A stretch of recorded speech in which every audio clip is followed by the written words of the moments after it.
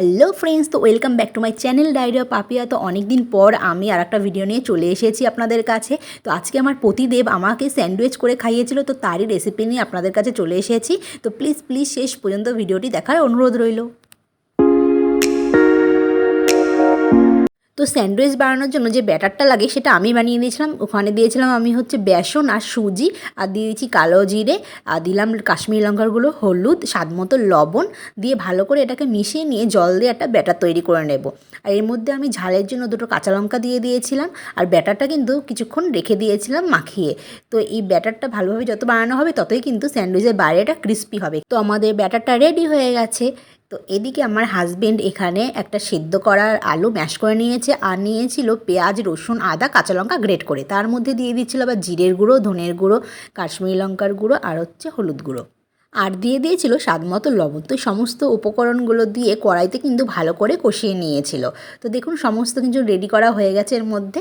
এবারে এটাকে জাস্ট কষানোর পালা। তো এই যে সর্ষের তেল গরম হওয়ার পর দিয়ে দিয়েছে কড়াইয়ের মধ্যে। আর আমি কিন্তু শুধু ব্যাটার বানানো ছাড়া আর কোনো হেল্পই করিনি। এটা কিন্তু খেতে ভীষণই টেস্টি হয়েছিল। তো অনেক দিন ধরেই বলছিল যে তোমাকে আমি একদিন স্যান্ডউইচ করে খাওয়াবো আমার হাতে। তো আজকে রেস্ট ছিল, মানে ছুটি ছিল, তো সেই জন্য বানিয়ে দিয়েছিল। তো দেখুন আমাদের কিন্তু আলুর পুরটা তৈরি হয়ে গেছে। এদিকে পাউরুটিটাও কেটে নিয়েছে। এবারে এর মধ্যে আলুগুলোকে ভালো করে ভরে ভরে দিচ্ছে। একদম বেশিও দেবে না, আবার একদম কমও দেবে না। আলুটাকে এইভাবে দেওয়ার পর ওপর থেকে আর একটা পাউরুটি দিয়ে এটাকে একদম পুরো স্যান্ডউইচের মতো করে নিয়েছে। আর মুখটাকে ভালো করে চিপে দিচ্ছে যাতে এটা খুলে না যায়।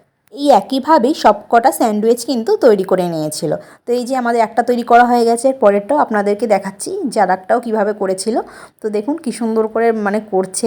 আর এই ছেলেরা রান্নাঘরে গেলে এত চারিদিকে ছড়িয়ে ছিটিয়ে রাখে, সমস্ত কিছু হয়ে যাওয়ার পর পুরোটা গোছাতে গোছাতেই অবস্থা কিন্তু কাহিল হয়ে যায়।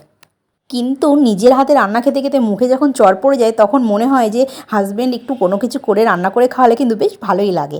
তো এইভাবে কিন্তু আমার হাজব্যান্ড সমস্ত স্যান্ডউইচগুলো বানিয়ে নিয়েছিল। এবার জাস্ট এগুলোকে ভাজার পালা। তো দেখুন এবারে এটাকে ব্যাটারের মধ্যে দিয়ে তেলটা মিডিয়াম গরম ছিল, তো মিডিয়াম তেলের মধ্যে ভেজে নিয়েছিল এটা। আর আঁচটা কিন্তু উনুনের মিডিয়ামই ছিল, না হলে এটা পুরো পুড়ে যাবে। তো দেখুন আমাদের স্যান্ডউইচ রেডি হয়ে গেছে, বেশ লাল লাল করে ভাজা হয়েছে। আর বাইরেটাও কিন্তু ভীষণই ক্রিস্পি হয়েছিল খেতে, আর ভেতরে আলুর পুরটাও অসাধারণ ছিল।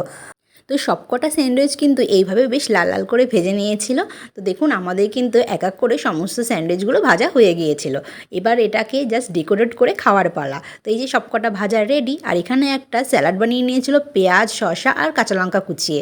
তো এবারে এটাকে পেটের মধ্যে থেকে কেটে এর মাঝখানে এই স্যালাডগুলো ভরে দেবে। আর আমার কিন্তু এইভাবেই এই স্যান্ডউইচ খেতে বেশি ভালো লাগে। তো সেই জন্য আমাকে প্রথমে বানিয়ে দিচ্ছিল, যে বলছে তুমি প্রথমে টেস্ট করো যে কেমন হয়েছে। দোকানেও কিন্তু ঠিক এইভাবেই কিন্তু এর পেটের মধ্যে স্যালাডগুলো দিয়ে সসটা দিয়ে দেয়, কিন্তু দোকানে একটু কম দেয়, আর বাড়িতে কিন্তু ইচ্ছে মতো দিয়ে নেওয়া যায়। তো এটা কিন্তু খেতে সত্যি ভীষণই ভালো লাগছিলো। আর এই সসটা ছিল টমেটো চিলি কেচাপ। তো এই সসটা আমার ভীষণই ভালো লাগে, কারণ ঝাল ঝাল আর টকটক হয়। আর ওপর থেকে একটু বিট লবণ দিয়ে দিল। তো দেখুন আর একটাও বানিয়ে নিয়েছে, ওটা রেডি হয়ে গেছে। এবার আর একটা বানানো হচ্ছে। এটাতেও কিন্তু ঠিক একইভাবে ছুরি দিয়ে এর পেটটা মাঝখান থেকে কেটে নিয়ে তার মধ্যে স্যালাড ভরে দিতে হবে ইচ্ছে মতো, আর ওপর থেকে একটুখানি সস দিয়ে তারপরে বিট লবণ দিয়ে জাস্ট গরম গরম খেয়ে নিতে হবে। ঠান্ডা হয়ে গেলে কিন্তু ভালো লাগবে না, এটা গরম গরমই খেতে হবে। তো দেখুন কী সুন্দর লাগছে, আমার তো এখনই দেখে খেতে ইচ্ছা করছে। তো আমাদের কিন্তু স্যান্ডউইচ রেডি হয়ে গেছে, আর এটা গরম গরমই টুক করে খেয়ে নিতে হবে। তো আপনাদের এই ভিডিওটা কেমন লাগলো অবশ্যই কিন্তু কমেন্টে জানাবেন, আর যদি ভালো লাগে থাকে লাইক কমেন্ট শেয়ার করে দেবেন, আর আমার চ্যানেলটিকে সাবস্ক্রাইব করতে বলবেন না। দেখার জন্য অনেক অনেক ধন্যবাদ আপনাদেরকে।